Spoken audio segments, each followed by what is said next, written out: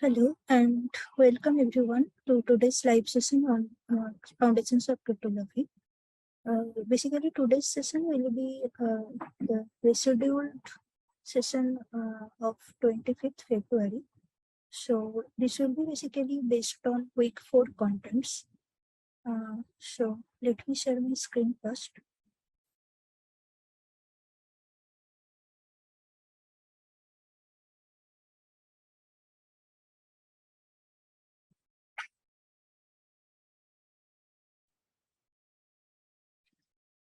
Okay. So to start with, uh, first I will just go through the week 4 assignment which was posted on NPTEL website, and then I will be covering week 4's content actually. Okay.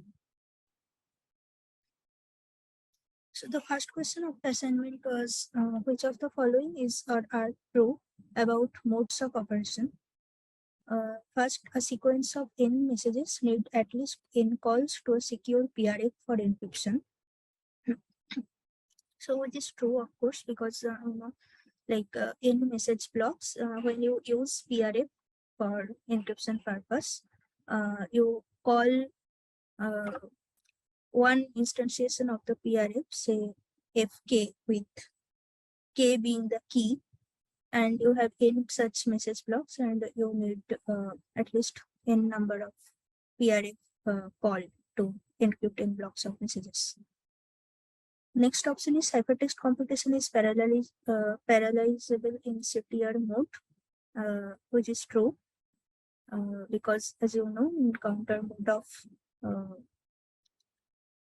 encryption, so you have this counter value of CTR equal to starting from a particular value, then CTR plus 1, CTR plus 2, and so on. And then next option, plain text of any length cannot be encrypted in OMP mode. This is wrong because in output feedback mode, any length of plain text can be encrypted. And stateful variant of CTR mode is secure, whereas that of OMP mode is insecure, which is again wrong because only CBC mode, for the case of CBC mode, we have seen that stateful variant is not secure, but apart from that, the CTR mode and OMP mode was designed in such a way that they are secure in stateful variant as well. So proceeding to the next question. Select the incorrect options from the following. First option, assuming all block cipher constructions use secure PRFs, this implies they all are CPA secure, which is of course wrong because like EBC mode of encryption, that is essentially not CPA secure, although you use secure PRF inside the construction. Next option is assuming secure PRPs are used in their construction, the stateless version of CBC mode encryption is CPA secure, while the stateful version is not. This is true because stateless version of CBC mode using PRP, as you know from the design, it is secure, CPA secure. But this, in case of stateful version, you can basically modify the next state input in such a way that you can basically distinguish between encryptions of some M0 and M1. Next option, assuming secure PRFs are used in their construction, the stateless version of OAP mode encryption is CPA secure, while the stateful version is not. So again, this is true because as you know that stateless version of OAP mode, in OAP mode, both stateless and stateful version are CPA secure. And okay, so that's it. Proceeding to the next question. Which of the following statements is or are correct? And in R-round substitution permutation network has R rounds of key mixing, substitution, and permutation. This is wrong because the key mixing step is finally repeated once again to ensure that that part is not invertible.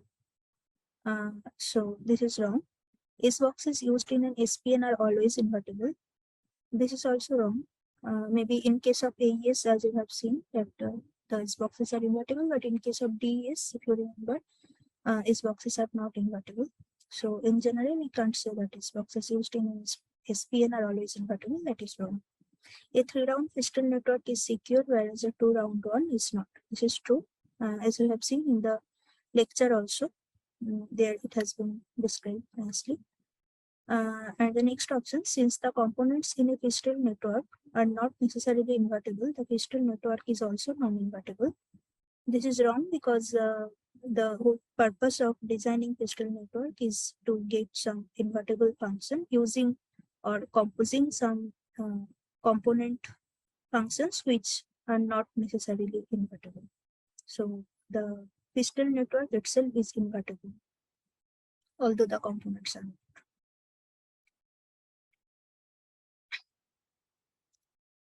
Given Fk is a secure PRF, you have been provided with some construction of modified proposed PRF F dash such that F dash k of x is Fk of x if x is even, and if x is odd, Fk of x plus 1 is given.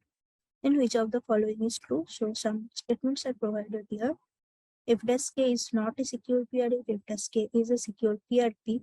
F dash k cannot be used to instantiate the OFP mode of block cipher, and F dash k can be used to instantiate the CTR mode of block cipher. So if you notice the last two options, basically, once you can say that F dash k is secure, then anyway, whatever mode of block cipher it may be, OFP mode or CTR mode, you can of course use that as the building block of that block cipher. So basic target of this question is to show whether F dash k is secure or not, provided if k is secure. Now, our conclusion is that Fk is not a secure PRF and hence Fk cannot be used to instantiate the OFB mode of block cipher. Why this is not secure? So let's see in the next slide. So you can basically design such input instances or input query to the PRF verifier such that you can distinguish or the adversary can distinguish whether it is interacting with a pseudo-random function or a truly random function. So what the adversary does is that it sends as query input some x1 which has the form 1 to the power n minus 1 and concatenated with last 1 0.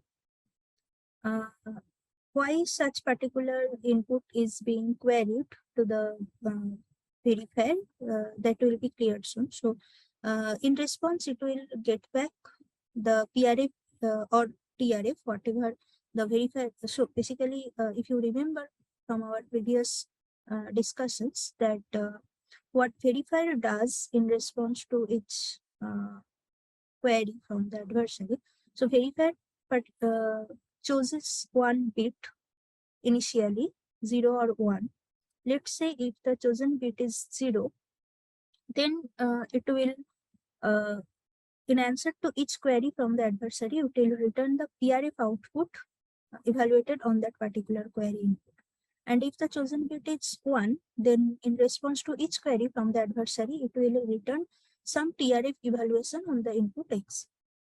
So when it gets this form of X1, so it will output either Fk as X1 or TRF on X1, right, in form of Y1. Now, next query that adversary sends is of the form 1 to the power n minus 2, 0, 1. So notice that this X2 string we are defining in such a way that X2 plus 1 is nothing but X1, right? So if you provide in such a way X2, then what happens is that x2 being a odd string, according to the definition of fk-x, y2 will be fk of x2 plus 1, and as you already see that x2 plus 1 is nothing but x1, so y2 is basically fk of x1 if the verifier has chosen the bit b equal to 0 in the initial phase. That is, verifier is returning the PRF output on the input coming from the adversary. So in that case, basically y1 must be equal to y2. And if the adversary sees in these two queries that the outputs are same, that is y1 equal to y2, it distinguishes the verifier to be a PRF, or it determines that, okay, I am interacting with a PRF. And otherwise, if y1 is not equal to y2, then the adversary says that I am interacting with a truly write-down function. And that's how it tries to distinguish. Now let's see what is the distinguishing probability or distinguishing advantage of the adversary. Now, if it is the case that the chosen bit B was actually 0, or the verifier was actually returning PRF output to each query input from the adversary, then the probability that adversary also uh, determines that it is interacting with a PRF correctly, that is probability of B dash equal to 0 upon B equal to 0, this probability is always 1, because whenever it is actually interacting with a PRF, y1 is bound to be equal to y2, as we have already seen. And another case that will be probability of B dash equal to 0 upon the event b equal to 1. So actually verifier chose the bit b equal to 1, and it was returning actually TRF output on both x1 and x2, but yet it happened that y1 turned out to be equal to y2. And that probability is nothing but 1 by 2 to the power n, because both y1, y2 are n-bit string.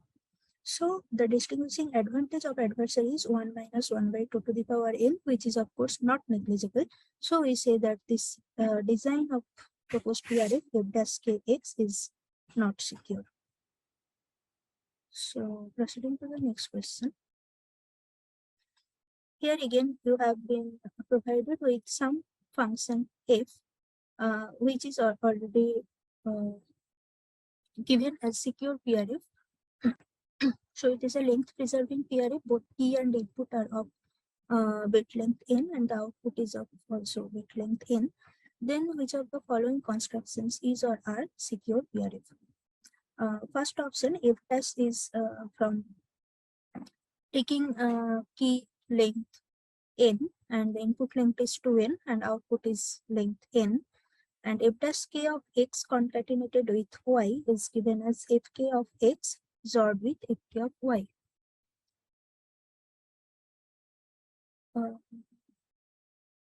Okay, so basically this right now we are discussing week 4 assignment. If you know that actually this session was supposed to be on last 25th February that I could not take. So this is that's why we are discussing week 4 materials, and for these are part of the assignments of this year posted on the topic of this PRF, and this is basically week 4 material, and after that we will actually enter into actual discussion topic of this week, which will be your Mac related topics, introduction to Mac, and then there is also this practical instantiation of block cipher. So practical instantiation of block cipher part 2, and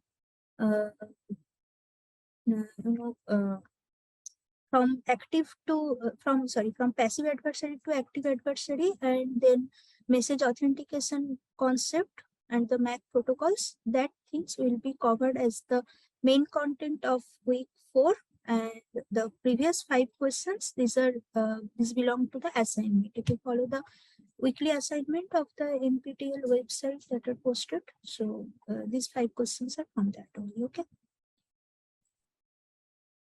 Thank you. But my question was like to answer better in the assignments, just Uh, going through the session is not really helping me out in the sense like I'm not able to score better in the assignments. So my question is there any other material that I need to follow along with the session to answer better in the assignments to get better score? First thing is that you are certainly following the original lecture series, I hope, like the lectures given by the professor himself, right? And after that, you can follow these live sessions. So what we are trying to cover in this live session is that for the upcoming so let this particular session leave, because I guess these assignment dates have passed, because as I already told, so this is a rescheduled session. But apart from that, the usual Saturday sessions are targeted to the to help in the upcoming assignments. Okay. So basically, we discuss last year's assignment from the same topic, and also some additional questions that we ourselves find. And then I guess the main book that professor also refers to is the Card-Slindel book,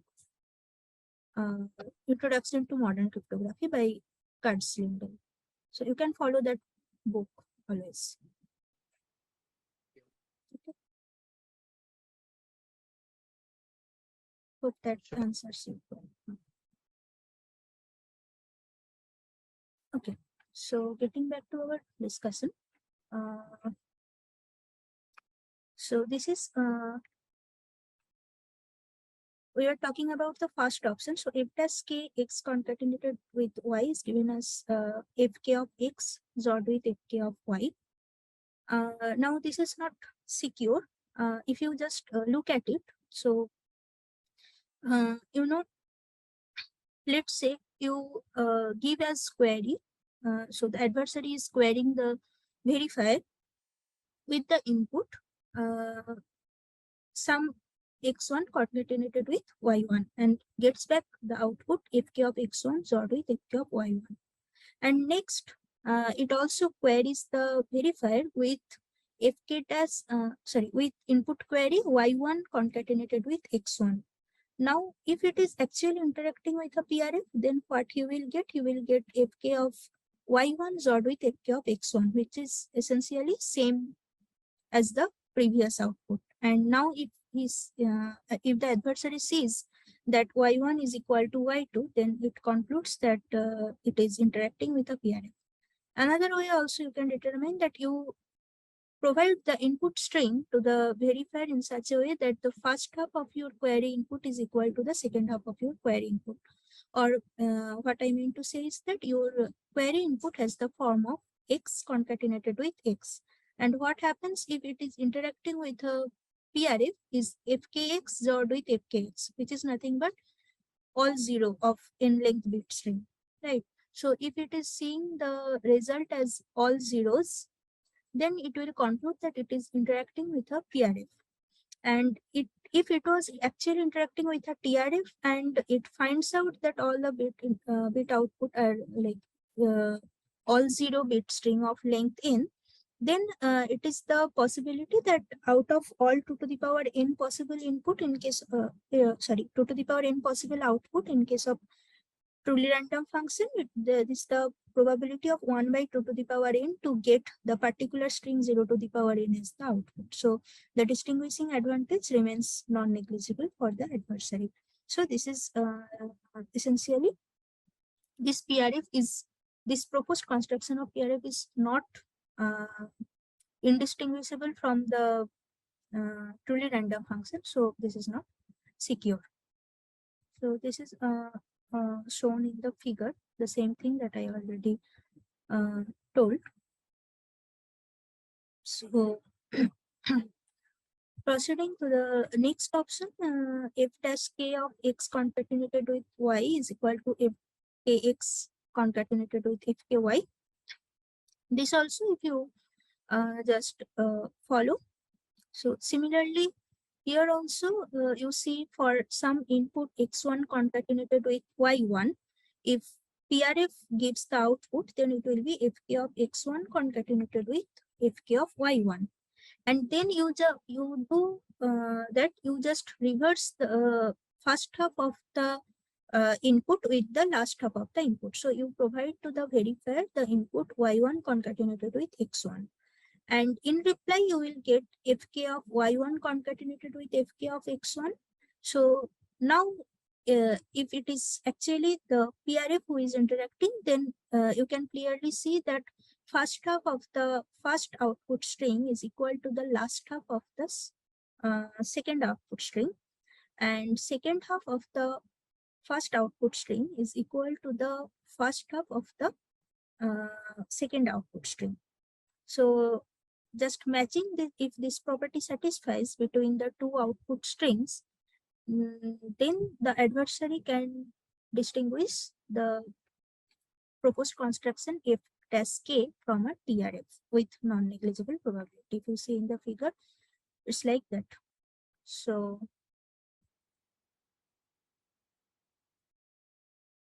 okay.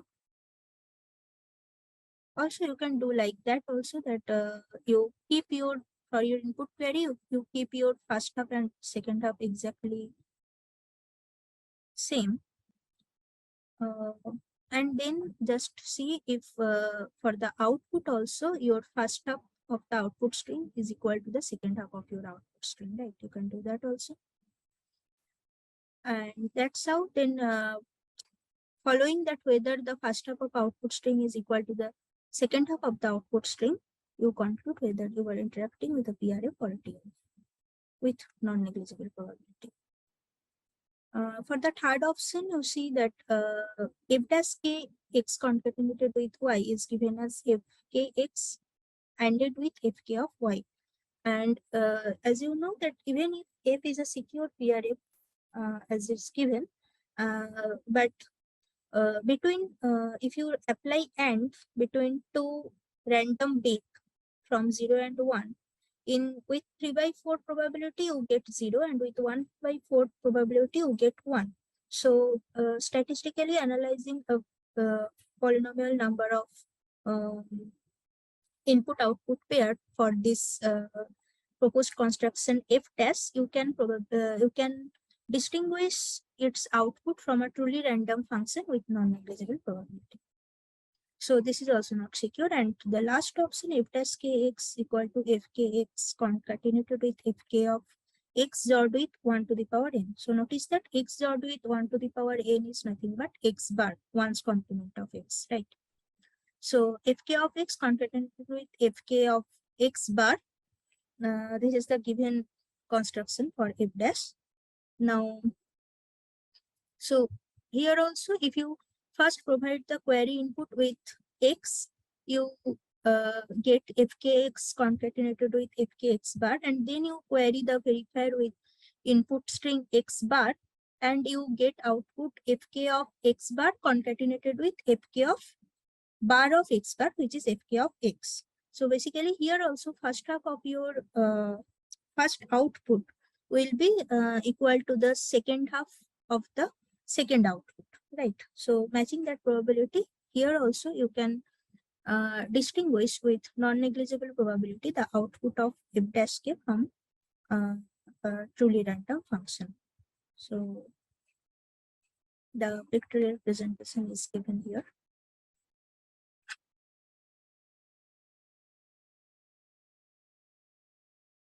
Okay.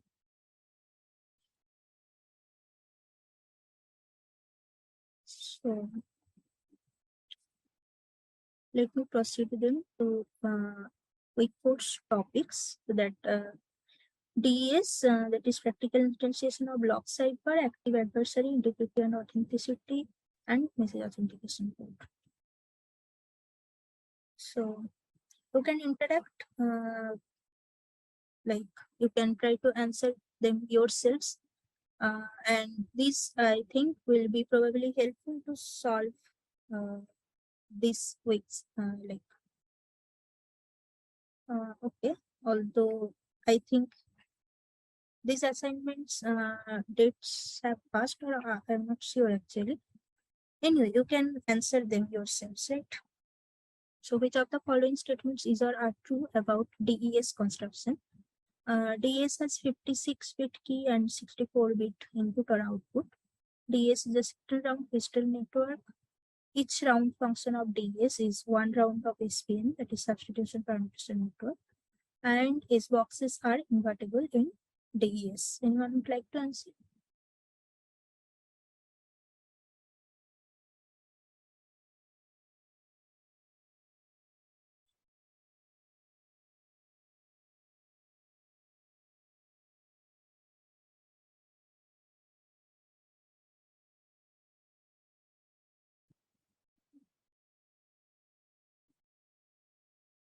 Okay. So this is about anyway basic construction of DES. So first option is true. DES has 56-bit key and 64-bit input or output. The 56-bit key is passed through some key scheduling algorithm and it gets 48-bit round keys or sub keys for its 16 round of pistol network. So DES is a 16 round pistol network, that is true. So basically, as you know, in pistol network, there are, if it is a 16 round pistol network, so there will be 16 round functions, which are not necessarily invertible, but the composition of those 16 round function through the particular design technique of pistol network, the whole DS construction that we get is invertible, and each round function of DS is one round SPN. So inside each round of this round function of the pistol network, there will be these boxes to perform substitution. There will be mixing permutation, so that you achieve the expected effect that you need from pseudo-random permutation block cipher. Okay. S boxes are invertible in DES. This is not true, because S boxes in DES have 6-bit input and 4-bit output, and they are not invertible. So basically, the first three statements are true here, last option is wrong.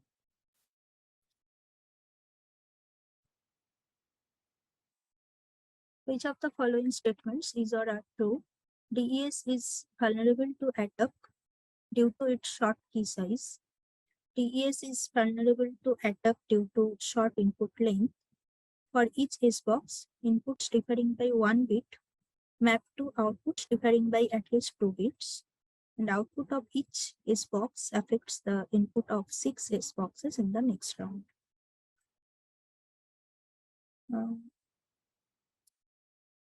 If you want to answer,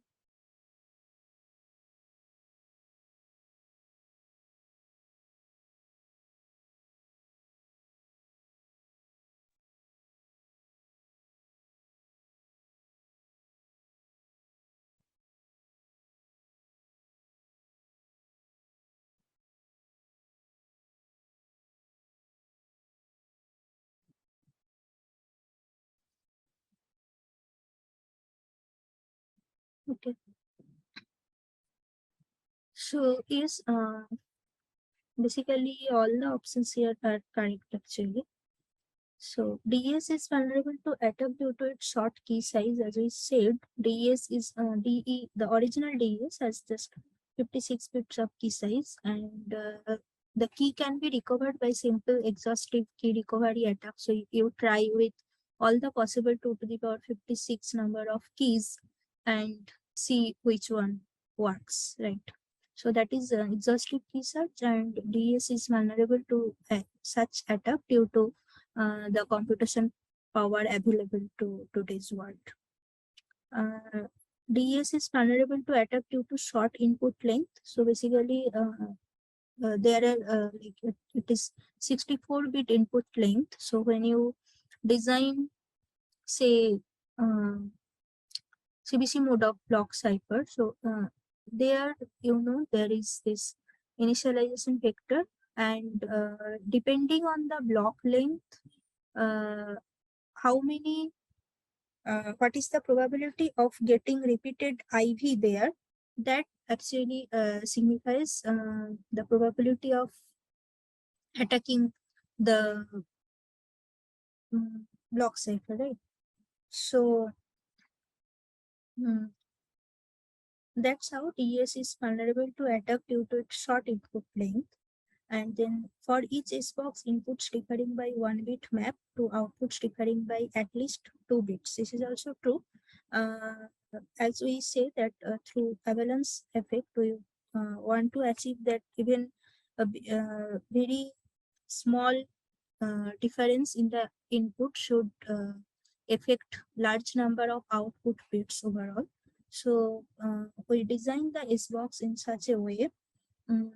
If you remember from the DS construction, there are this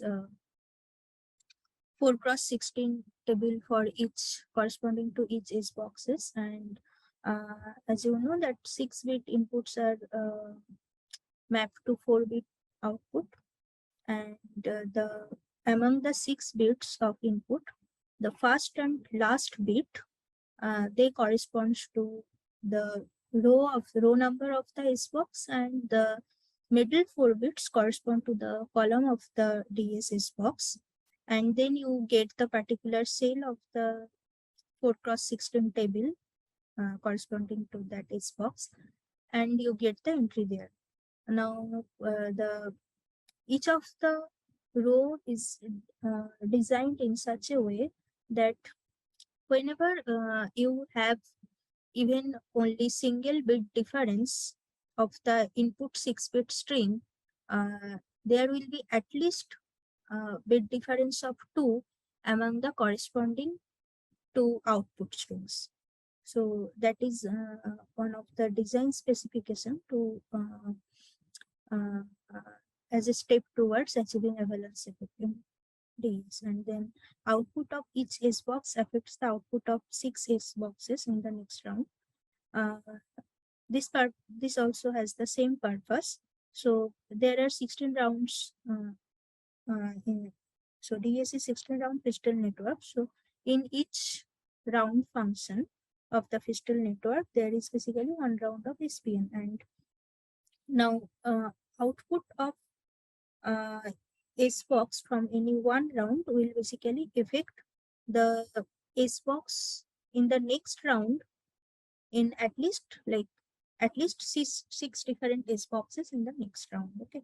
So after S box, there is this mixing permutation step and then expansion of the key step. So all these steps together will do this job of affecting at least 6 X boxes in the next round. So basically all the statements here are true about this. Which of the following is or are correct? AES block cipher has a 128-bit block length and uses 128-bit key. AES is a substitution permutation network. Add round key, subbyte, shift rows, mix columns are the 4 operations that are applied in a series of 4 stages. AES block cipher is proven to be secure against computationally bounded adversary. So, you would like to answer?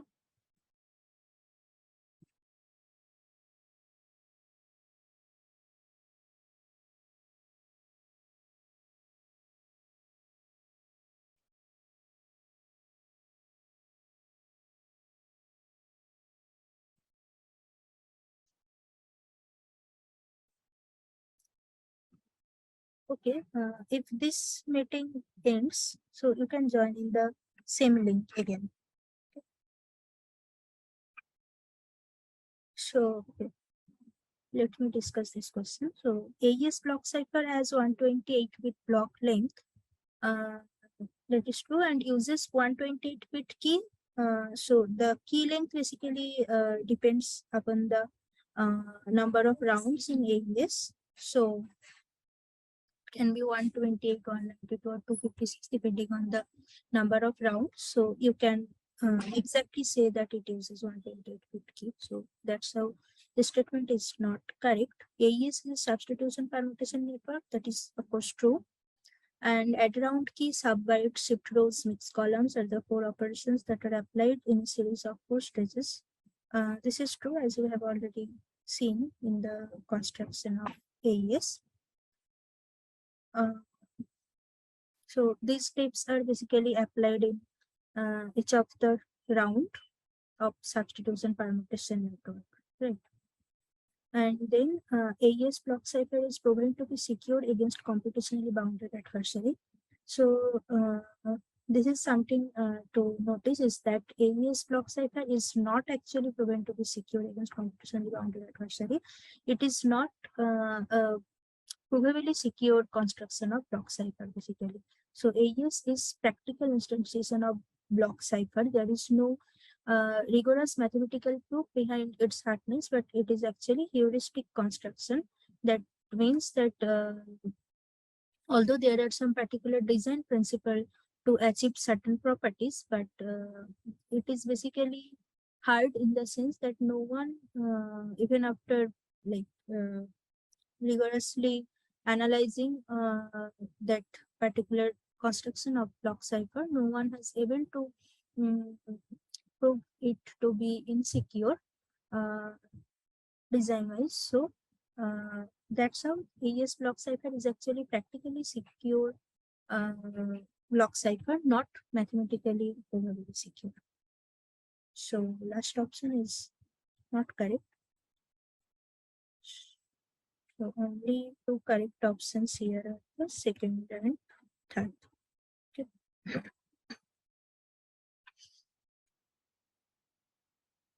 So proceeding to the next question. Which of the following is or are incorrect? So in a CCA attack, the adversary can ask for descriptions of any ciphertext of its choice. The CCA security model captures a malicious adversary. The CCA security model captures a passive adversary. Providing decryption oracle to the adversary does not provide any additional power to the adversary. So this is the concept of CCA security basically. So in the beginning sessions also we discussed a little bit about what is CCA security. I would like to answer. I will pause for a minute.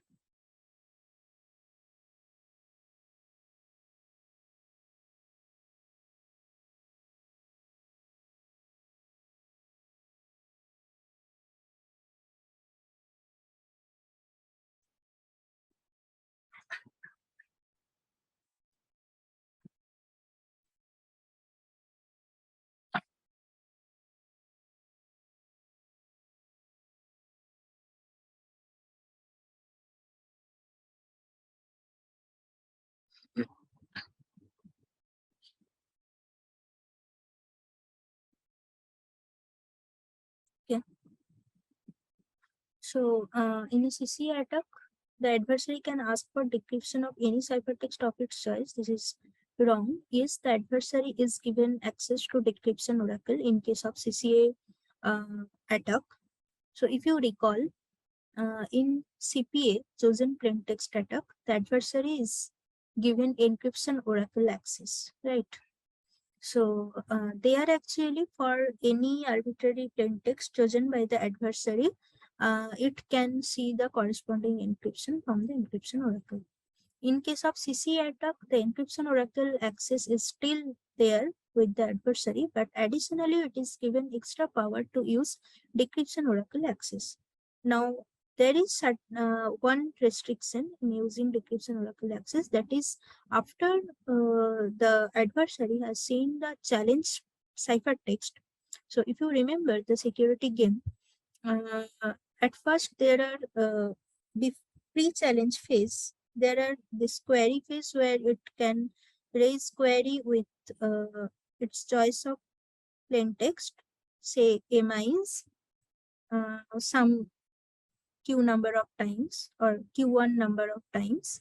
So for each MI of the query input, it gets to see encryption of MI in response. And then it can also query the decryption oracle with some ciphertext from the space of ciphertext. It can query the decryption oracle of its chosen ciphertext and gets to see corresponding plain text.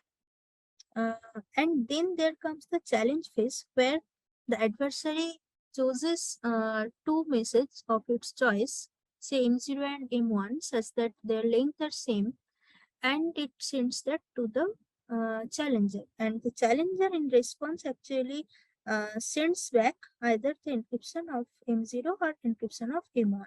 Now the task of the adversary is to determine whether it is seeing an encryption of M0 or an encryption of M1. Now, in case of CCA security, it can again query the decryption oracle with ciphertext of its choice and use the decryption oracle, but the one restriction is that it cannot directly ask the decryption oracle with the query ciphertext equal to challenge ciphertext.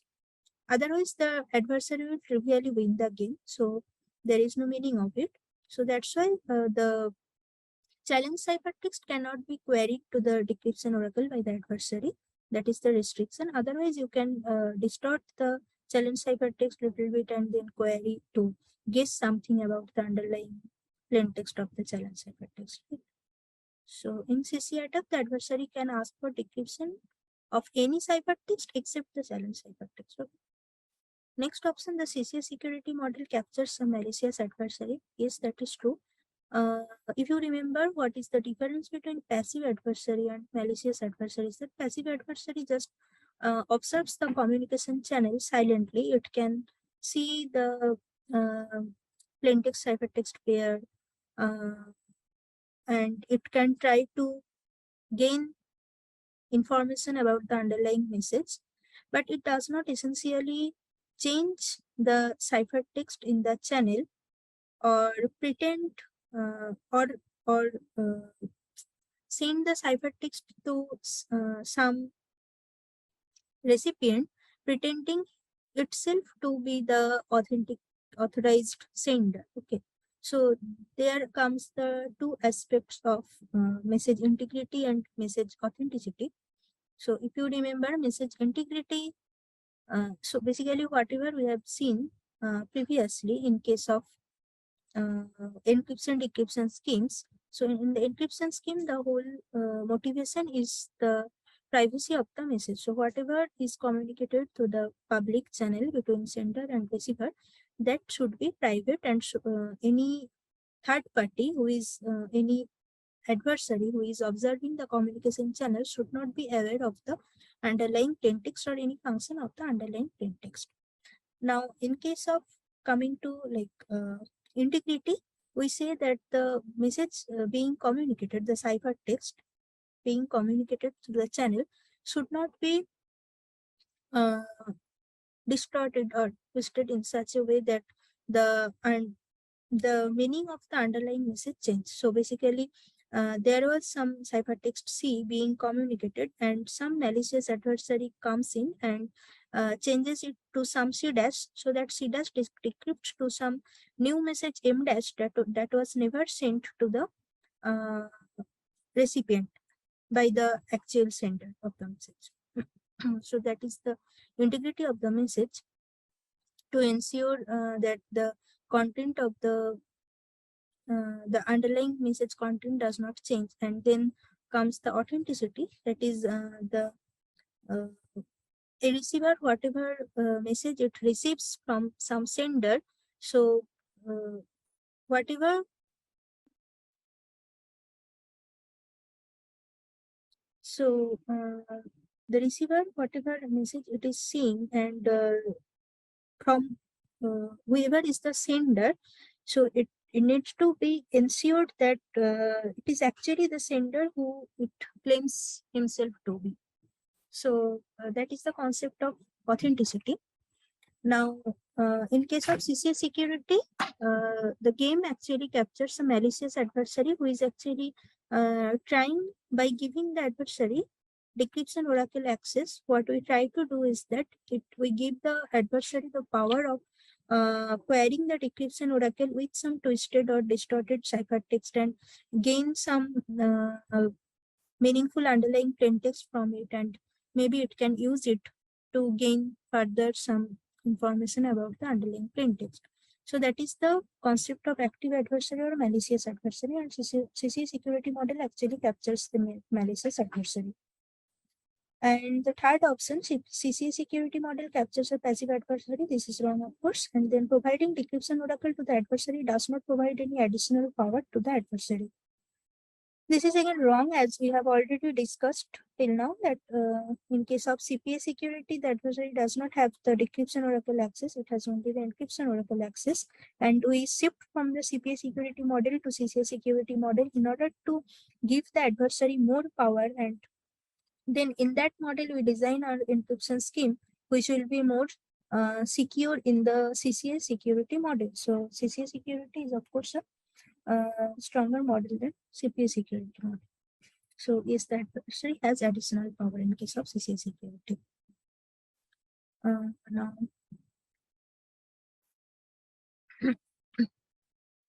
so only wrong option was here. The CCA security model captures the passive adversary. Now in this problem, so given FK is a secure PRP, construction of an encryption scheme is defined as choose a key K from n-bit binary string at random to encrypt some n-bit binary message M. The ciphertext C is written as C1, R, where R is some random n-bit binary string, and C1 is defined as Fk of M XORed with R. The decryption is defined as M equal to Fk inverse C1 XOR R. Which of the following is or are true about the encryption schemes? Given encryption scheme is single message CCA secure, given encryption scheme is single message CPA secure, and given encryption scheme is neither CCA secure nor CPA secure. So anyone would like to think about it and answer? I will give 1 minute of time to think. You already know the concept of CPA security and CCA security we just discussed, right? So the final objective is to distinguish encryption of M0 from encryption of M1 by the adversary. And in case of CPA security, the adversary is allowed to use the encryption oracle. And in case of CCA security, the adversary is additionally allowed to use the decryption oracle. We can think of it for a while and then answer.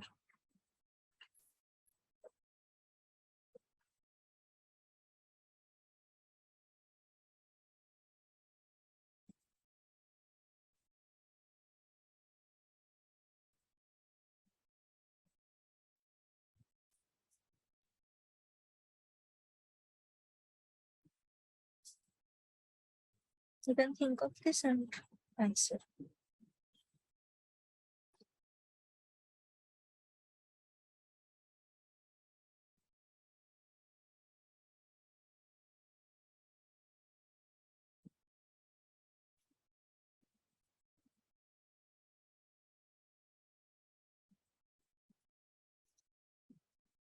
Let me give you some hint to think easily.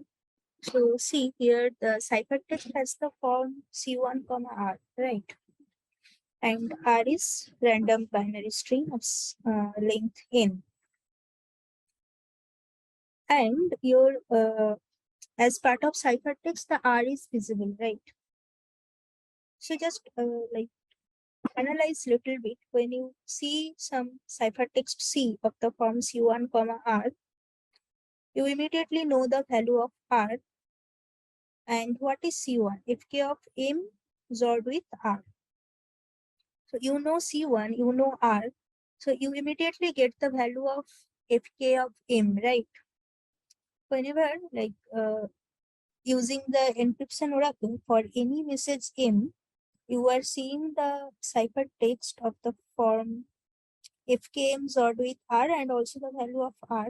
So you immediately know for each corresponding message what is the PRP output FKM. right? So can you exploit that fact to distinguish encryption of M0 from encryption of M1?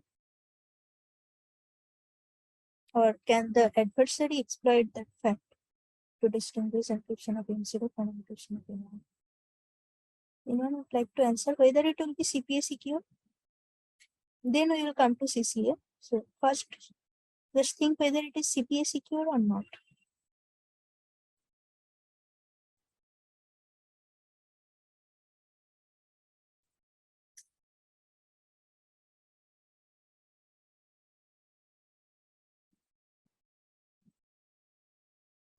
Okay. So this is not CPA secure. How? So let's say intuitively I gave you the idea. So basically, if you know for any, so you can see that this encryption scheme is not deterministic, right? Why? The value R can be changed every time. Like, what is deterministic encryption scheme? That is for every time you encrypt the plain text M, you get back the same ciphertext C. If that is the case, then we say that encryption scheme is deterministic. Otherwise, if each time you encrypt the plain text M, there will be some randomness in the encryption algorithm, and the output C is different every time for the same plain text M. We say that encryption algorithm is randomized. In this case, you can see the encryption algorithm is randomized indeed. And that is one necessary condition for achieving CPA security. But that is not sufficient. So although the encryption scheme described here is randomized because there is this value of R which is changing every time you encrypt plain text M. But see, the value of R is known to adversary. So once it queries with some message M and it gets to know by doing C1 XORed with R the value of FK of M. Okay. Now what it can do is that it will choose some M0, M1 of its choice and give to the challenger, and the challenger will give it back encryption of either M0 or M1, as you know. So what it can check is that after seeing the challenge ciphertext, it can check the value of FKM basically, because in the challenge ciphertext also the value of R is available. So seeing the value of FKM, which can be either FK of M0 or FK of M1, it can easily determine what is the underlying message. And how does it know what is the value of FKM0 or what is the value of FKM1? Simple. It can query the encryption oracle with those two messages previously, right? So the CPA security game does not restrict the adversary from querying the encryption oracle with the same challenge plain text. Okay. But it restricts, in case of CCA security, it restricts the adversary from querying the decryption oracle with challenge ciphertext. But same M0, M1, it can query to the encryption oracle to see some encryption of M0 or M1. And because it is randomized algorithm, it may not always see the exact challenge ciphertext. But in this case, as R is already known to the adversary for each ciphertext it sees, so it can easily recover the value of Fk of M0 or Fk of M1. Any one is sufficient. And then for the challenge ciphertext, it matches whether the value of Fkm for the challenge ciphertext is matching with any one of them, and that's how it can easily distinguish with probability 1. So this is not certainly CPA secure. And then, of course, it is, if it is not CPA secure, it is not CCA secure as well. But because as you know that CCA security is a more advanced model of security. So if it is not CPA secure, so of course not CCA secure as well. Because in CCA security model also the adversary has the access to encryption oracle, and with that only, if it is able to distinguish between encryption of M0 and M1, then the decryption oracle is even not needed to the adversary to distinguish. So the given encryption scheme is neither CCA secure nor CPA secure. That is our answer. Hope this is clear to you.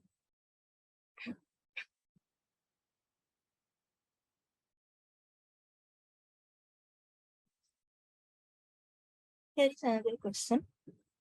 So consider a MAC construction for messages of length 2n using a secure PRF M. To authenticate a 2n-bit message, M equal to M1 concatenated with M2, where each of M1 and M2 is n bit long, output a tag fk of M1, fk of M2, where k is a n-bit truly random PRF key. Select the incorrect options from the given construction. The construction is CMA secure, the construction is SCMA secure, the tag generation algorithm is deterministic, the tag generation algorithm is randomized. So if you remember about MAC, so message authentication code, right? So whole purpose of this coming up with the construction of MAC scheme is ensuring message integrity and authenticity, as we were discussing just sometimes ago. So in case of MAC, you have this tag generation and tag verify algorithm. In case of tag generation, you have this MAC key, and with the key you generate a tag corresponding to some message, and then during verification you are provided with some message and some corresponding tag, and you verify whether that tag is actually a valid tag to the message you are seeing, and that's how you validate whether the message is not twisted on the way. So this is the actual message, not a tampered one. So integrity is satisfied, and same goes for the authenticity argument. Now, in this question, your PRF F is secure. Now, using that PRF, you are trying to generate tag for 2n length message in a way that fk of M1 concatenated with fk of M2 is output in this case. And the security of MAC is to ensure that an adversary, after seeing, say, some polynomial number of valid message tag pair, it cannot come up with a new message tag pair such that that is a valued one. There are basically two concepts of security in case of MAC. One is CMA security and another is SCMA security, as mentioned in here in the option. So if you remember, CMA security is chosen message attack, and SCMA is strongly chosen message attack. So what is chosen message attack? So as the name suggests, the adversary is allowed to choose messages of its own choice and gets to see the corresponding tag in the security game. There is this again challenger and the adversary. Adversary provides messages of its choice to the challenger, and challenger gives it back tags corresponding to those messages. Yes. Okay. Now, after this polynomial number of message tag valid pair being seen by the adversary, it can come up with some M star T star message tag pair such that T star is indeed a valid tag for the message M star. Now, in case of CMA security, we say that this message M star should not be equal to any of the messages queried in the query phase by the adversary. So the chosen messages by the adversary in the query phase, none of them should be equal to the M star returned by the adversary as its response. So M-star should not belong to the set of query messages. That is the requirement of CME security. And in case of SCME security, strong chosen message attack, we say that it may not be the case that M-star is M-star does not belong to the set of query messages. Rather, we say that the whole pair M-star T-star should not be equal to any of the valid message type pair seen by the adversary in the query phase. So it may be the case that M-star is equal to some of the query message, but the corresponding tag should not be equal to what is seen by the adversary in the query phase. So it may be the case there is some message M and corresponding to that message, some tag T1 has been seen by the adversary. Now the adversary task is to come up with some M, T2 such that T2 is also another valid tag on the same message M. And why it is possible? Because the tag generation algorithm in case of Mac is randomized algorithm. It is not deterministic. At least it is not necessary to be deterministic. Okay, there is deterministic Mac existing. But it can be randomized as well. So in that case, this SCMA definition comes to play that we don't restrict the M-star to be not being equal to any of the query messages. Rather, we say that the whole message tag pair M-star T-star that is returned by the adversary to be checked by the verifier, that pair should not be equal to any of the valid message tag pair seen by the adversary in the query phase. Okay. So that's the concept of CMA security and SCMA security. And also note that if MAC scheme is deterministic, then for that MAC scheme, CMA security implies SCMA security. Because anyway, whenever your M-star is equal to some of the query messages, so corresponding to that M-star, your tag, whatever is being generated, that will be always same because it is deterministic tag. So for just like deterministic encryption scheme, in deterministic MAC scheme also, for message M, every time you run the tag generation algorithm on message M, you get the same tag T back on from that tag generation algorithm. Then we say it is deterministic MAC algorithm. And if that is the case, then whenever your M-star is equal to some of the query messages, then corresponding to that M-star, the tag is already known by the adversary. So that is not going to be a valid pair returned by the adversary anyway in SCMA security game. So even so if CMA security is achieved some deterministic MAC scheme, then SCMA security is implied. Okay. Now coming back to this particular question, here you see that message M is expressed in the form of M1 concatenated with M2. There are two message blocks, and tag is calculated in a way the first message block is provided as input to the PRF FK, and the second message M2 is again provided as input to another instantiation of FK, and both are output. So the adversary's task is to come up with some other message tag pair which will be valid, right? Now see, in this case, the adversary can easily come up with a valid tag for message M2 concatenated with M1. If it knows the tag value for message M1 concatenated with M2, then it can easily come up with the valid tag corresponding to M2 concatenated with M1. How? So what will be the tag? Easy. The tag will be FKM2 concatenated with FKM1. Right. So basically, as the both half of the input are evaluated by the PRF separately and being output as separately as first half and the second half, so you can separate them away and you just alternate their position to get a valid tag for message M2 concatenated with M1. So in this case, the adversary is able to come up with a valid message tag pair on its own, just seeing one instance of the valid message tag pair. So that's why we say that this is not CMA secure, neither it is SCMA secure. This is deterministic. As you can see, this tag generation algorithm for same M1 concatenated with M2, same value of FK M1 and FK of M2 will be returned every time. There is no randomness involved inside.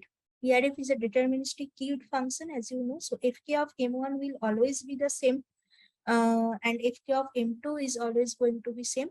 So the overall tag generation algorithm is deterministic. And the last option, tag generation will be randomized, of course not. So they are contradictory statement. So the incorrect options will be that construction is CMA secure, that is wrong. SCMA secure, that is also wrong. And the execution is randomized, that is also wrong. The only correct option is tag generation algorithm is deterministic. Okay, proceeding to the next question. Which of the following is or are false about message authentication code? First option, CBC MAC can be used to generate tag for only fixed length messages. Blockwise CBC MAC initialized with IV equal to 0 to the power n instead of IV being the number of message blocks is insecure. A secure MAC maintains the privacy of the underlying message. Then a secure MAC has to be always randomized. So option wise, if we see if anyone would like to answer, so let us first concentrate on the first option. CBC MAC can be used to generate tag for only fixed length messages. Whether this is true or false, if anyone would like to answer.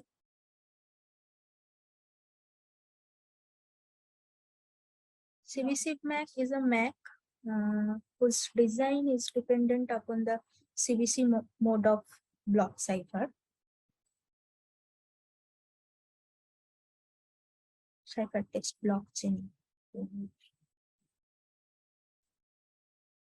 So is this true?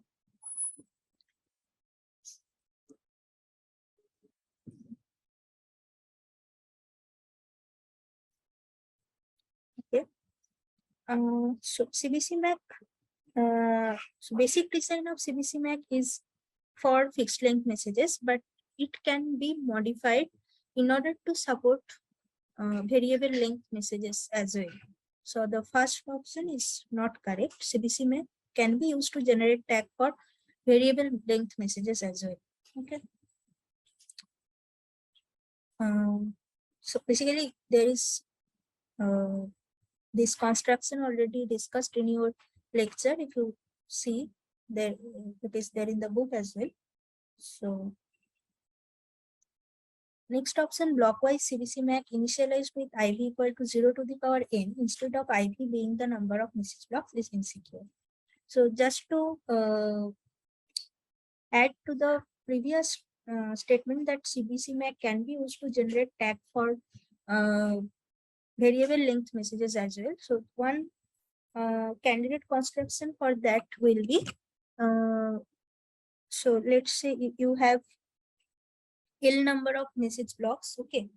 So you consider message to be divided into equal length block, and you have L number of such blocks, and you are applying basic CBC MAC, but you just have to, in the first instantiation of the PRA block in the CBC mode of block cipher. So basically, if you remember the CBC mode of encryption and CBC mode of MAC, they have certain differences. For example, in case of encryption, you have in the basic version of CBC MAC, you don't have this IV thing.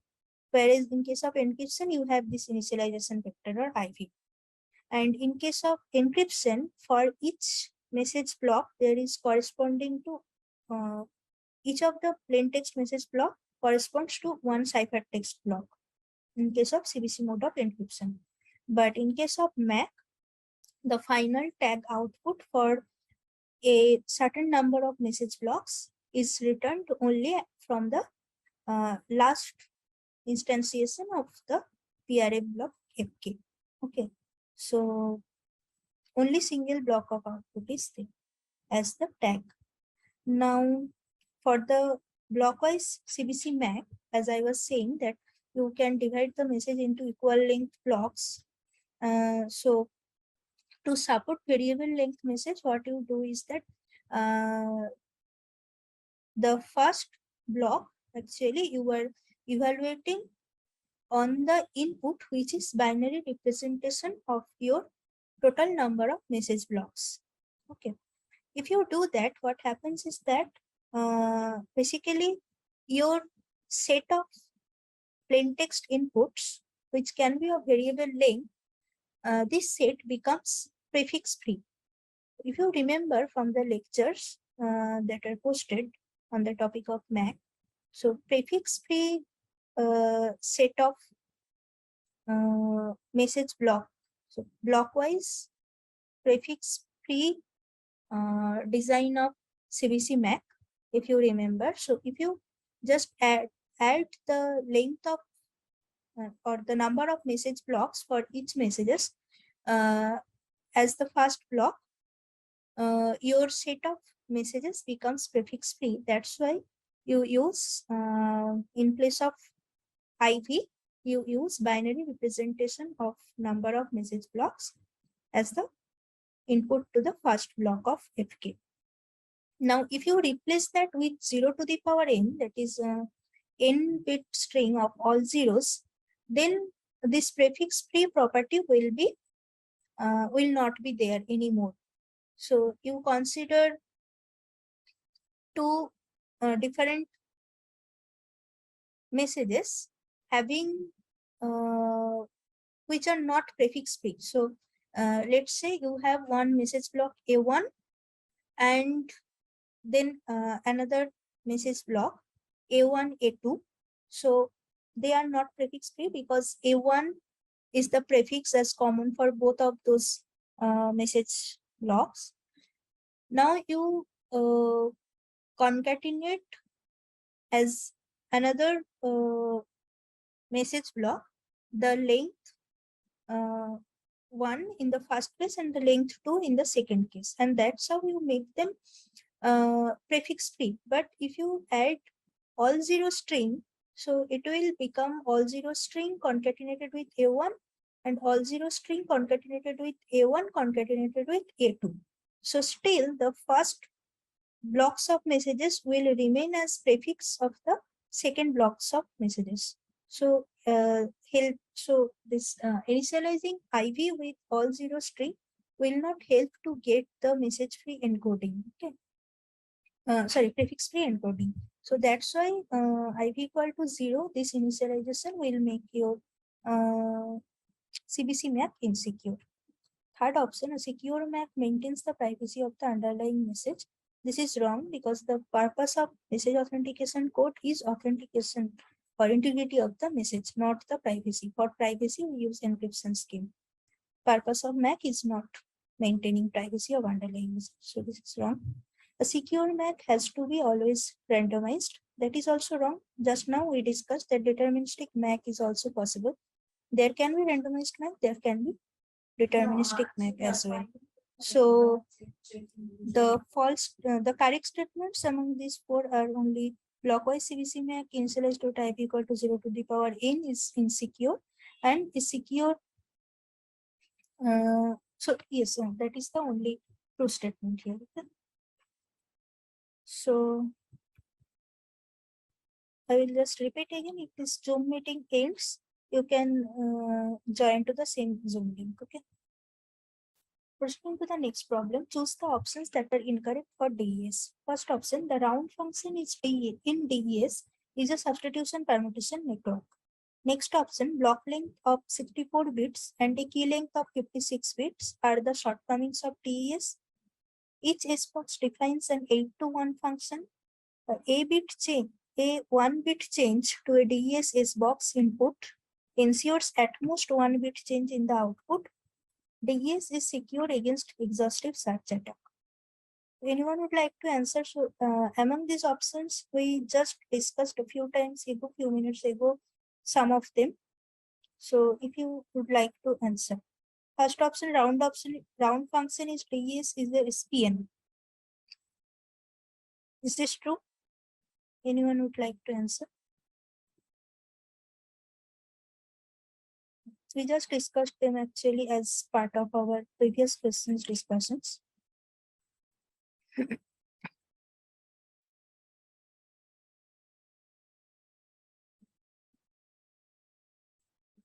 Right, this is true. Yes. Thank you. So round function is ds is a substitution permutation integral. That is true, as you have correctly answered. Block length of 64 bits and the key length of 56 bits are the shortcomings of ds. Is this true? So that is the vulnerability of ds. Is this true? That is also we discussed few minutes ago.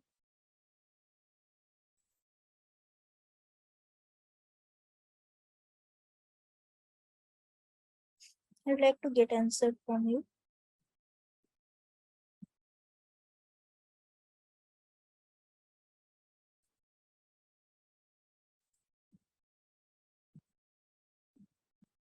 Does the 64-bit block length is a security threat to ds or key length of 56 bits? Is this true or false?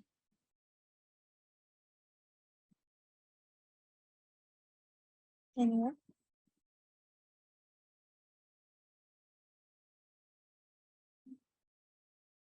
Well, this is true actually. So we already discussed that key length of 56 bits is not a sufficient number of or sufficient key length actually, because it is vulnerable to exhaustive key search attack. So you just try with all possible 2 to the power 56 bit 2 to the power 56 possible keys and see which one works. Okay, so that is very naive strategy of attack, and only 56 bit of key length is not sufficient to prevent such attacks. So this is a shortcoming of ds indeed, and block length of 64 bits is also another shortcomings of ds, as we already discussed. Each S box defines an 8 to 1 function. So in ds S box, if you remember, so what is the size of input and output for each S box in ds? If you like, if you would interact, you can write in chat also. Is it 8 to 1 function?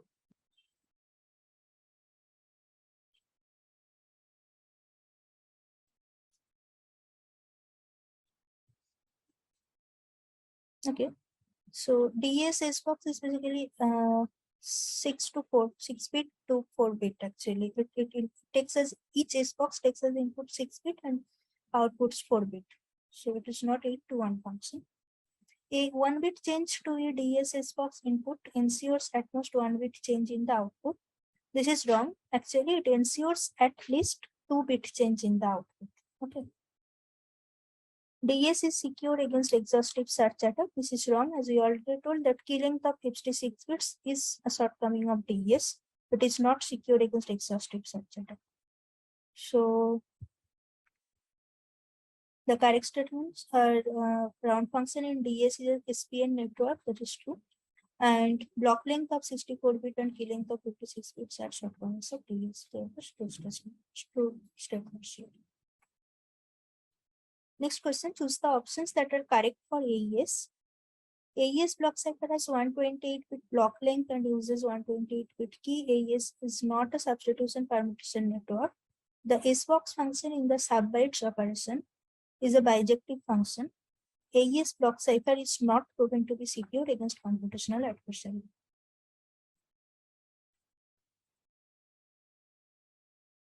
So I think these are very basic questions and we kind of covered this discussion. So I would like you to answer these questions.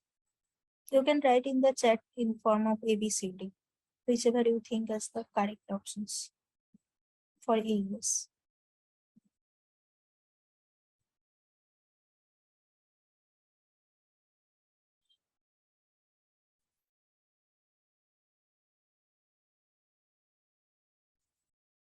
Anyone?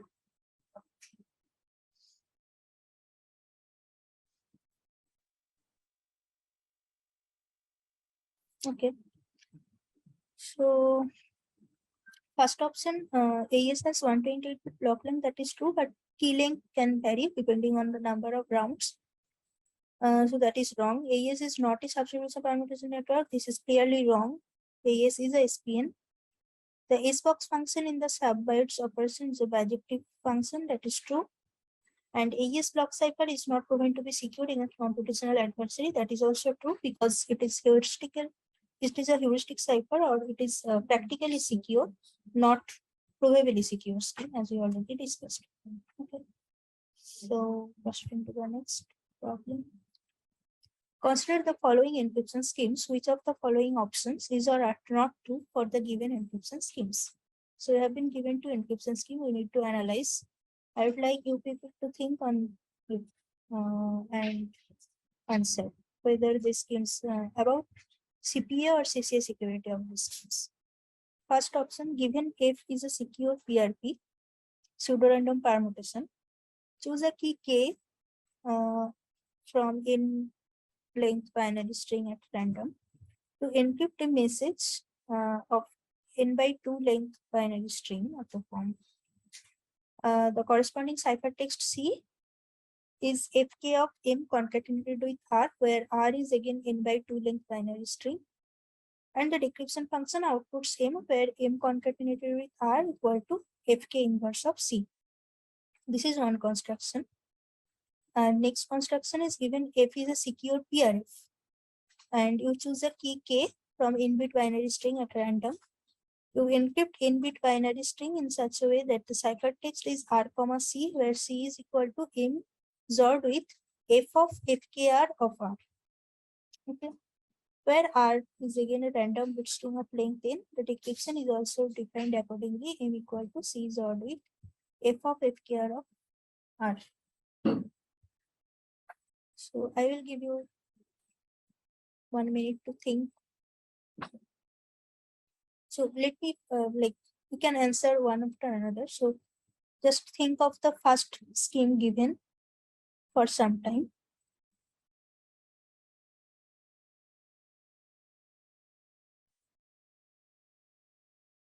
For the first scheme given, whether it is a CPA secure or CCA secure or neither of them.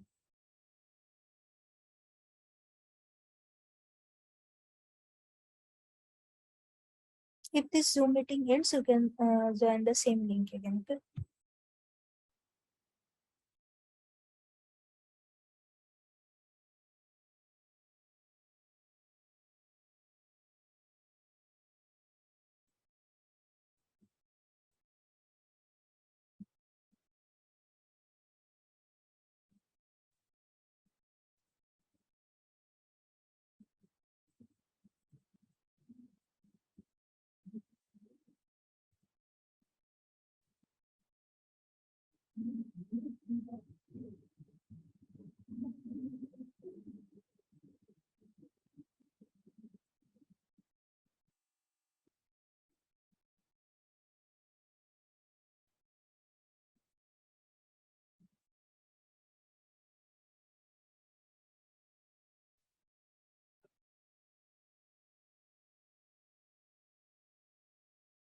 So, okay.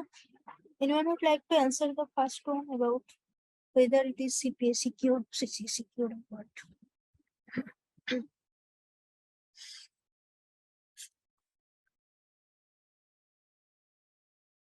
Okay, let me discuss them.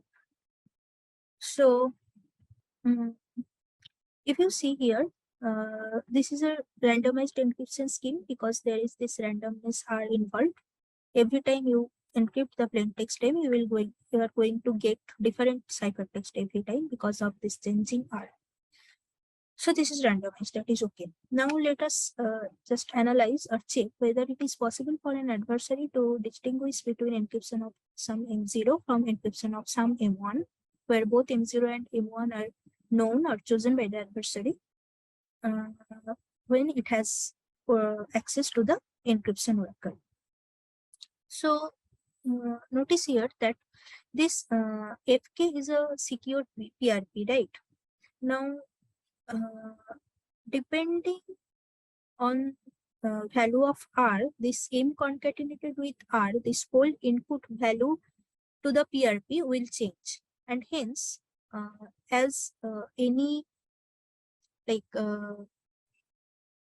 whenever you have this PRP, what is PRP? Pseudo-random permutation, right? So its output corresponding to any input of the PRP is indistinguishable from a truly random permutation, right? So you can't guess seeing the output of the PRP whether it is coming from a PRP or a TRP with except negligible probability, right?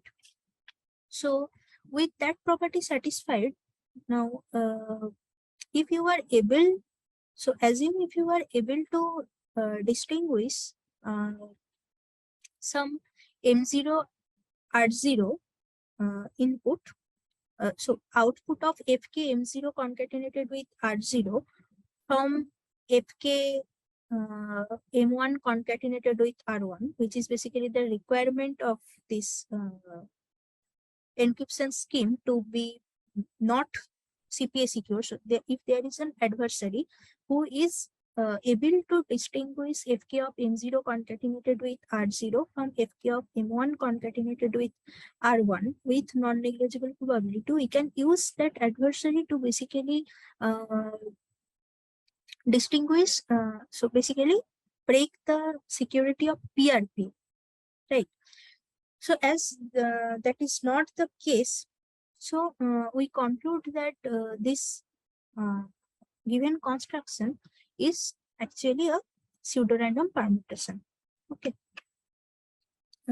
Sorry, this construction is CPA secured because even with access to encryption oracle, you cannot anyway exploit or you cannot change the value of R as according to your wish, because it is the value of R is generated inside the encryption oracle. You don't have access to the value of R. This is provided as input inside the PRPF, and the output of a PRP is indistinguishable from a truly random permutation. So basically, you cannot guess whether you are seeing encryption of M0 or you are seeing an encryption of M1. So this is we consider this is CPA secure. For the question of CCA security, you also have the access to decryption oracle. Now, even if you have the access to decryption oracle, right? So you cannot basically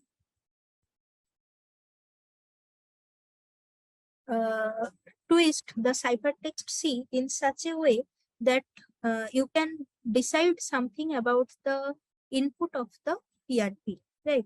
Because the input of PRP and output of PRP are completely independent. So you have to input to FK, say X1 and X2, and the corresponding FK output on those inputs are Y1 and Y2. By definition of PRP, Y1 and even if X1 and X2 are related to each other by very like they are differing to each other very less number of bits, or they are related to each other by some relation, but Y1 and Y2 are completely independent of each other. That is by definition of PRP. So even if you distort the challenge ciphertext and try to guess some information about the challenge ciphertext C, about its underlying plain text, you cannot actually guess anything about what is the value of inverse, what is the value of the underlying message M, because you distort the challenge ciphertext C little bit and your corresponding input will be completely different. So you cannot gain any information about whether the actual challenge ciphertext contains information, contains the underlying message M0 or M1, right? So we conclude that the first scheme is both CPA secure and CCA secure. Now, second option or second construction given is that uh, f is now secure PRF, pseudo-random function, and your key is again n-bit binary string chosen randomly. And to encrypt n-bit binary string, the ciphertext has the form of r comma c equal to m XORed with f of fkr of r, where r is a random bit string, and decryption is also defined accordingly. Now, just keeping similarity with some previous problem that we discussed, anyone would like to answer or anyone would like to comment about CPA or CCA security of the second construction given? You can think for 1 minute. Notice that here the randomness R is revealed to the adversary. Can the adversary exploit that information?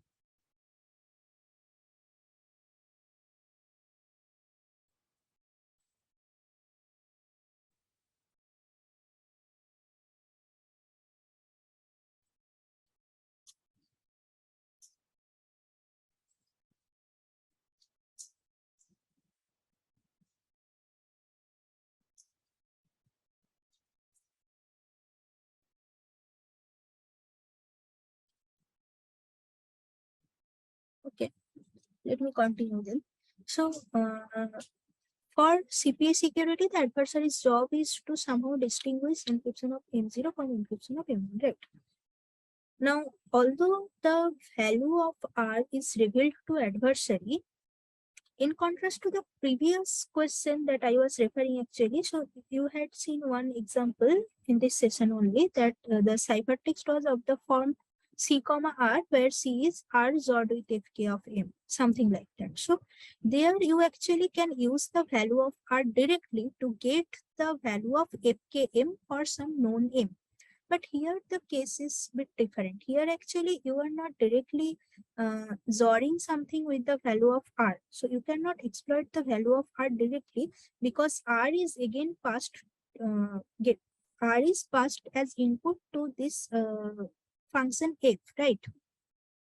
So you know the message value of m, you can get the value of like seeing the ciphertext, you have the knowledge of f of fkr of r, but then as r is changed every time you encrypt the message m, so you will basically have some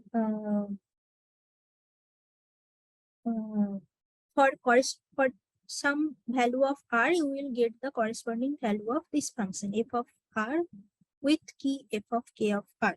Okay, but that does not basically help you to determine something about the challenge ciphertext given. So you see the challenge ciphertext, you will get the value of f of fkr of r for whatever randomness it was used to encrypt M0 or M1. But with very negligible probability, you can gain any information about the you can with very less probability, you can see that the randomness value used in the query phases somewhere is exactly equal to the randomness value used in the cipher challenge phase. So if it is not the case, then you cannot actually guess anything about whatever message was there, as it is joined with the corresponding FKR, f of FKR of R value. Okay, so it is CPA secure, but for the CCA security, actually it can make access of the decryption oracle. Okay, so what it can do is that it has got the challenge ciphertext. Now it can use the decryption oracle in such a way, let's say it changes the last bit of C. Okay, you were seeing the ciphertext R comma C, right? Now it pass to the decryption oracle R comma C dash, where C dash is differing from C only by 1 bit. Okay, Now, as R is also same, so f of fk if fkr of R, this value will be computed as it was computed in case of challenge ciphertext. Okay, so basically the M you will get from the decryption oracle will be varying from the challenge plain text MB by only one bit, one last bit. And looking at that, you can actually determine with probability 1 what is the underlying plain text of challenge ciphertext, whether it is differing by one last bit from M0 or whether it is differing from the from M1 by one last bit. Okay, by seeing that you can actually determine whether it is encrypting with message M0 or M. So this is not CCA secure. So we conclude that the first scheme is CCA secure and the second scheme is actually CPA secure, not CCA secure. Proceeding to the next problem. Select the correct options with respect to message authentication code. First option, the tag verification algorithm must be randomized. MAC for fixed length messages constructed using PRF is SCMA secure.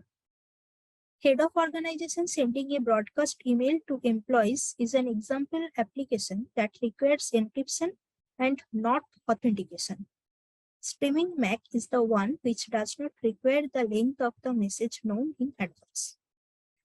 So let me just discuss them quickly. So tag verification algorithm must be randomized. This is wrong. Tag verification algorithm is always a deterministic algorithm, just analogous to the encryption scheme. So for any encryption scheme, you know the encryption algorithm can be randomized, but decryption algorithm always has to be deterministic in order to prevent any ambiguity. Similarly, for MAC also, your tag generation algorithm can be randomized or it can be deterministic as well. But the tag verification algorithm, whether given a message tag pair, whether that tag is actually a valid tag for the message or not, there cannot be any randomization. It is a fixed output for, so given a message tag pair, it is either valid always with respect to some MAC scheme or it is always invalid with respect to the MAC scheme. So that is that's a deterministic algorithm, so it cannot be randomized. MAC for fixed length messages constructed using PRF is SCMA secure. So PRF is queued deterministic function. So MAC for fixed length messages which uses PRF inside it. So that means that MAC is deterministic MAC, and as I already discussed, deterministic MAC. So CMA security of deterministic MAC implies SCMA security. Okay, so yes, so that will be SCMA secure as well as it is deterministic. Head of organization sending a broadcast email to employees is an example application that requires encryption and not authentication. This is wrong actually. It may require encryption or may not. That depends on the application, but it of course it needs authentication, because if you are seeing in your mailbox that some mail is coming from head of the organization, your application should have some mechanism to check whether it is actually receiving mail from head of organization or not, or it may be some malicious adversary who is claiming himself or herself to be head of organization and sending you some random mail. Okay, so authentication is necessary there. Streaming MAC is the one which does not require the length of the message known in advance. This is true because yes, that is a anyway property of streaming MAC. So you just generate tag without caring about what is going to be the length of the whole message block. So you are still able to generate tag for that case. So you don't require to know the length of the message beforehand. So these are the true options that we discussed. Which of the following is or are not true about message authentication codes? CBC MAC can be used to generate tag for only fixed length messages. Blockwise CBC MAC initialized with IV equal to 1 to the power n instead of IV being the number of message blocks will be secure. A secure MAC does not maintain the privacy of the underlying message, and all of the above. So I think most of these statements kind of like in same or different form have been always already discussed. If you would like to answer, the first option, CVC MAC can be used to generate tag for only fixed string messages. This is true or false? Quickly, if you, any one of you can answer.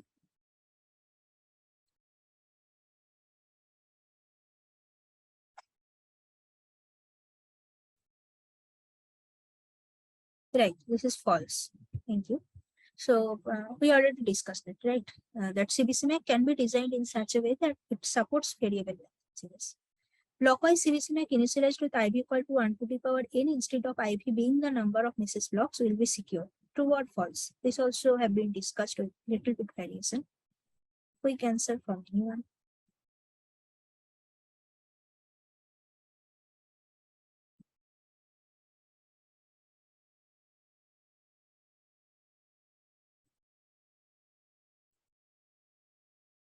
In variable length messages, when generating tag using CVC MAC, we usually keep the first block, which takes as input the binary representation of number of message blocks.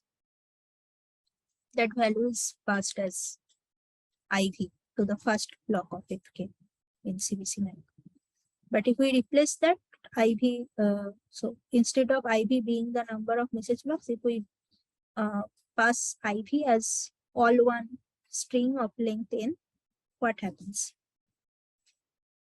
Okay, so I already discussed with IV equal to 0 to the power n. So if we use IV equal to 1 to the power n, the case remains the same actually. So if we use that basically, so the messages which are not prefix free, okay, so they will still continue to remain,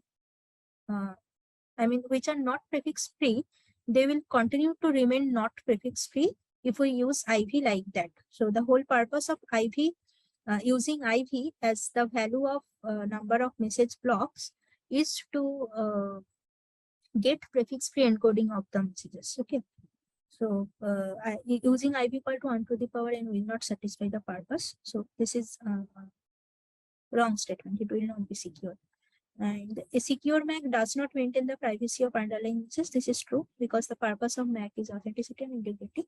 So privacy is not sponsored. So conclude, the correct option is the third one. Okay. Let f be a pseudo-random function. Comment on the security of the following proposed MAC constructions. Okay. So in each case, gen outputs a uniform k belonging to n-bit binary string. Let I denote an n by 2-bit encoding of the integer I. Okay. So now you have been proposed with 3 different construction of tag generation. First is to authenticate a message M of the form M1, M2, ML. So all these are, so there are L number of message block of length n each.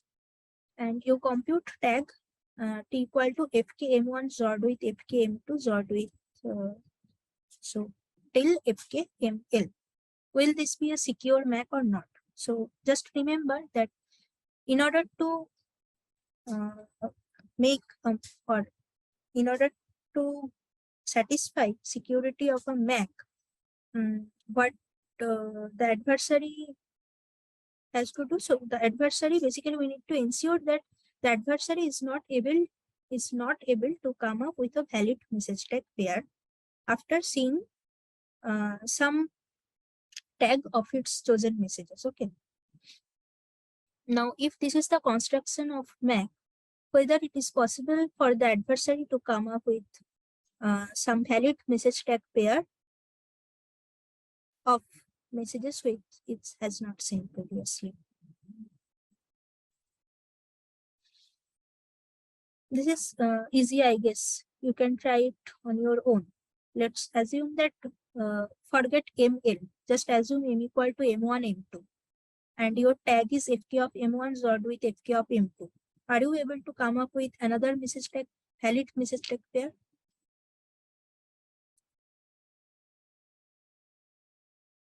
So note that the adversary is actually able to come up with a valid message tag pair, making the proposed MAC construction insecure. What is that? So the adversary can come up with M to M1. It is seeing tag corresponding to M1, M2 as Fk of M1 XORed with Fk of M2. Whatever is the value of Fk of M1 XORed with Fk of M2, it will still be the same if you compute Fk of M2 XORed with Fk of M1. XOR is a commutative function, right? So whether you write Fk of M1 first, Fk of M2 second, or Fk of M2 first and Fk of M1 second, the value will still be the same. So if your message is M2 M1 in place of M1 M2, the tag value will still be the same. And the adversary now is able to come up with a different message, say M dash equal to M2 M1 with the same value of tag. So which is valid. So the MAC is not secure. Thus we conclude. Let's proceed to the second option. To authenticate a message M equal to M1, M2 to ML, where each MI is n by 2 bit binary string, compute tag T equal to Fk of binary representation of 1 concatenated with M1, XORed with Fk of binary representation of 2 concatenated with M2, and so on.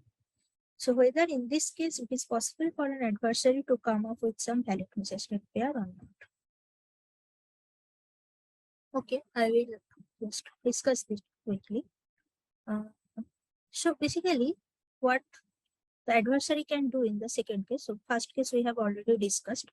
In the second case, the adversary actually can choose some M1, M1 dash, M2, M2 dash as 4 distinct message blocks. And then it can query the MAC oracle for tag on message M1, M2 first. So if you provide as chosen message M1, M2, then you will get the tag as T1, which is equal to Fk of, so this will be this binary representation of 1. Okay, you can just imagine the angle bracket around this 1 to 1. So Fk of 1 concatenated with M1 XORed with Fk of 2 concatenated with M2. Okay. Next query to MAC oracle will be for message M1, M2 dash. And what the adversary gets is that Fk of 1 concatenated with M1 XORed with Fk of 2 concatenated with M2 dash. This is just according to the definition of the proposed MAC, or how the tag-gen algorithm of the proposed MAC is defined. Okay, that's it. Next, you query the MAC oracle for message M1 dash M2 and get T3 equal to Fk of 1 concatenated with M1 dash XORed with Fk of 2 concatenated with M2.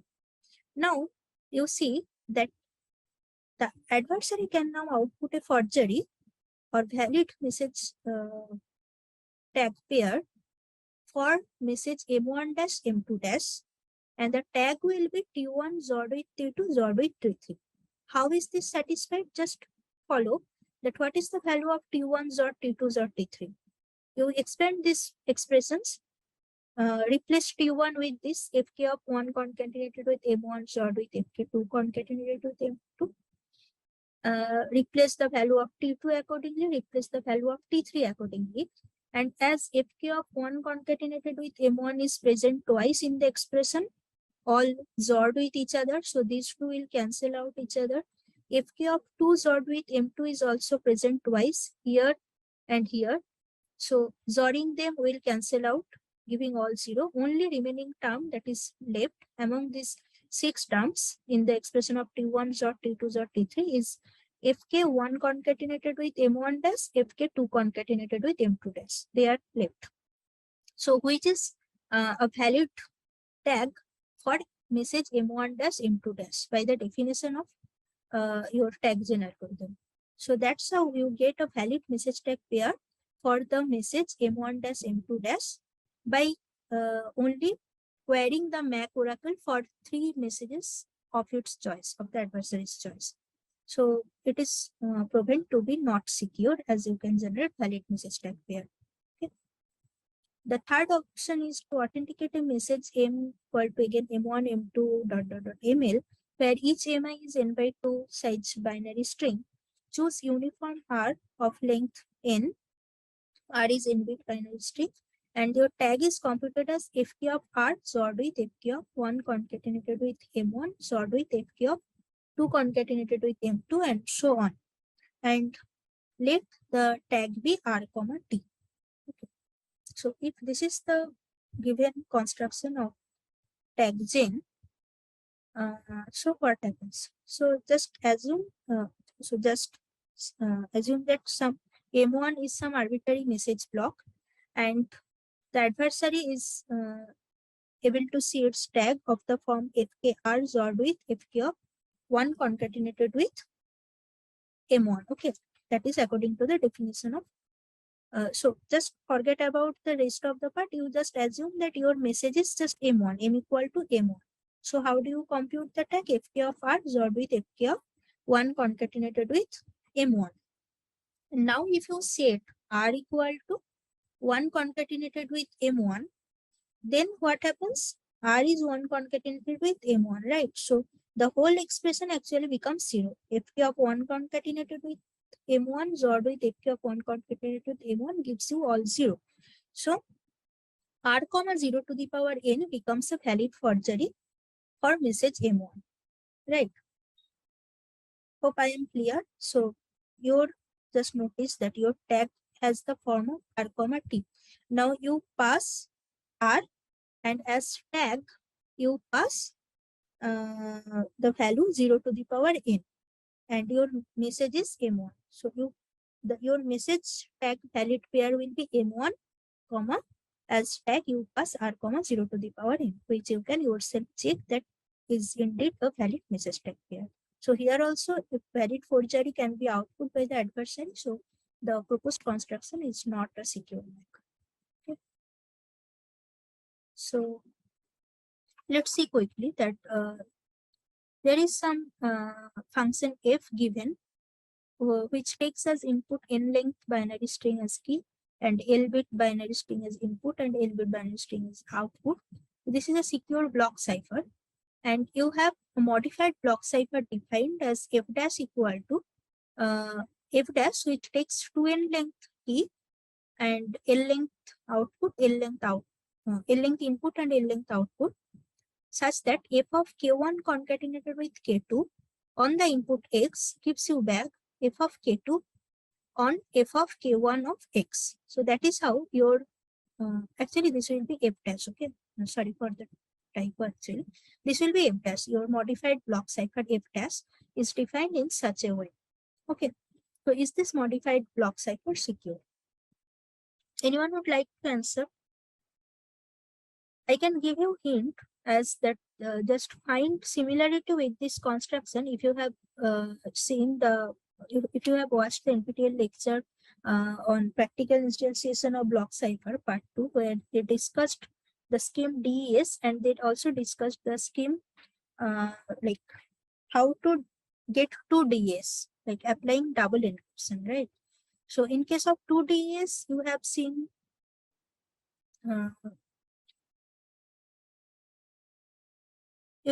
that that is not secure, right? 2DS is not secure, if you remember. So similarly here also in this scheme, okay, yes. So this block cipher actually, I mean, not secure. 3DS is secure, right? 3DS is secure, but this construction corresponds to the 2DS design, which is not secure because of meet in the middle attack. Okay, the construction given here is similar to 2DS, which is not secure, already proven in the lecture. So this construction is just same as the 2DS, and so this is not going to be secure. If you just recollect the meet in the middle attack once, what happens is that you see some x comma y input output pair of corresponding to the block cipher f dash. Okay, and what you can do is that for corresponding to the input x, you first apply all possible keys of all possible value of key K1, that is, you have the size of K1 as n and size of K2 is also n. So all 2 to the power n possible values of K1 you take, and corresponding to the input x, you calculate the value of fk1x, and you store those 2 to the power n number of k1 value and corresponding, say, z value in a list. You store them, and you keep another list where you take the value of y. So x comma y was your input output pair for proposed block cipher f dash, and you take that y and you apply f inverse k2 on that y uh, for all possible 2 to the power n values of k2. So you store in the second list the values of k2 and corresponding f inverse k2. Okay, and then you basically sort those two lists of length 2 to the power n each, and then you try to find match where the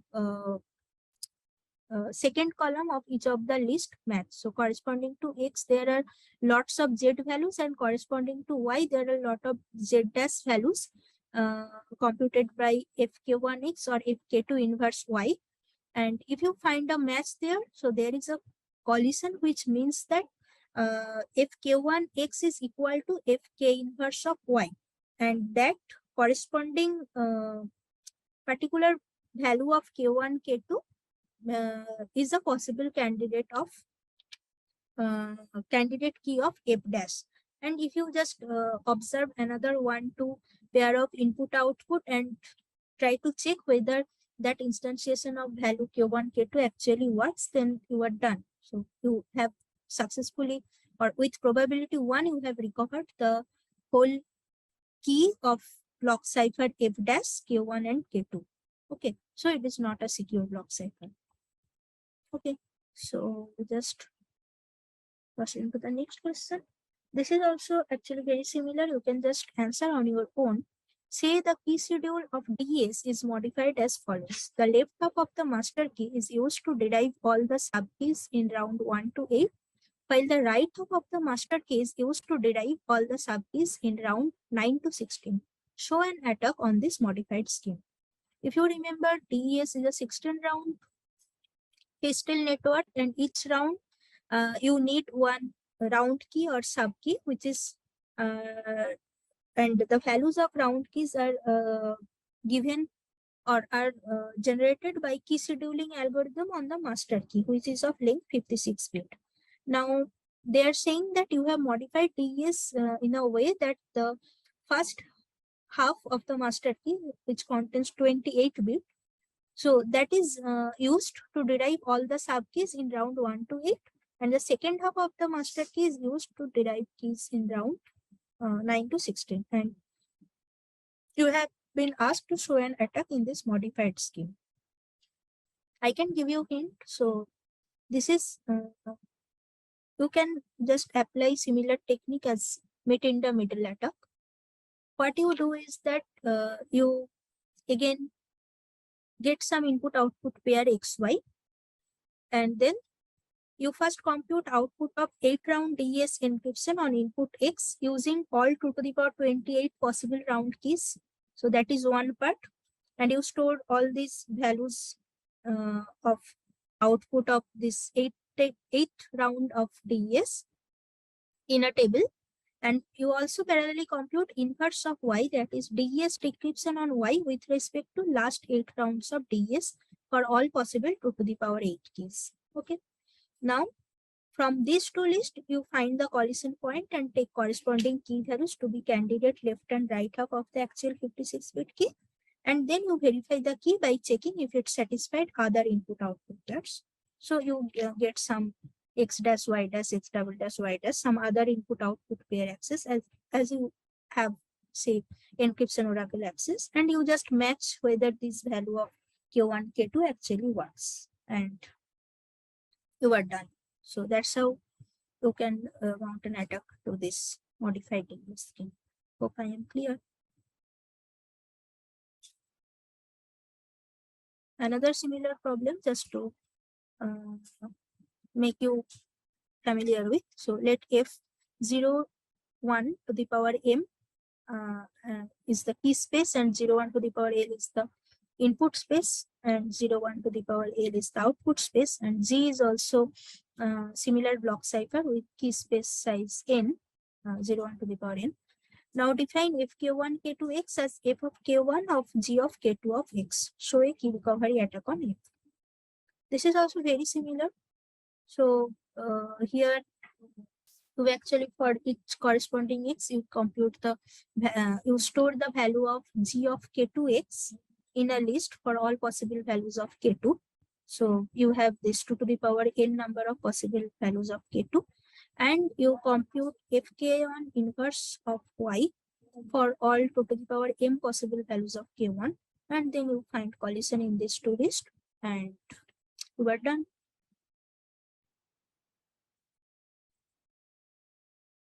Okay, this numbering is a bit wrong. So here is another problem. Consider the following MAC for messages of length ln equal to 2n minus 2 using a pseudo-random function f.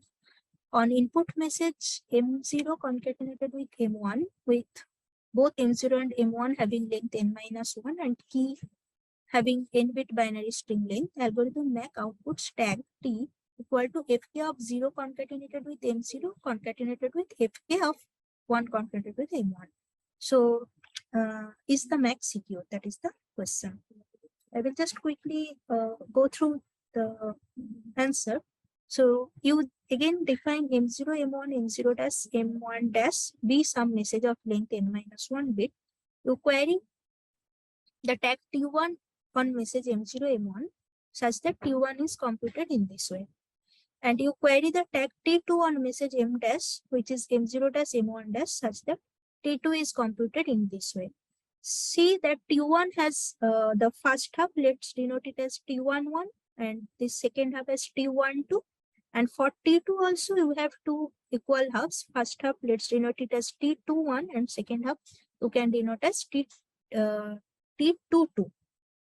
Now you can output a valid forgery for message m double dash equal to m0 m1 dash, such that the first part is fk of 0 concatenated with m0, which is first part of t1, that is t11, concatenated with this part, which is t22, the second part of the tag t2, and this will indeed be a valid forgery for message m0 m1 dash according to the definition of this defined MAC. Okay. So this is a very similar problem, and using the same strategy you can actually solve it. So I hope you can solve it on your own. Okay. The strategy will again be the same.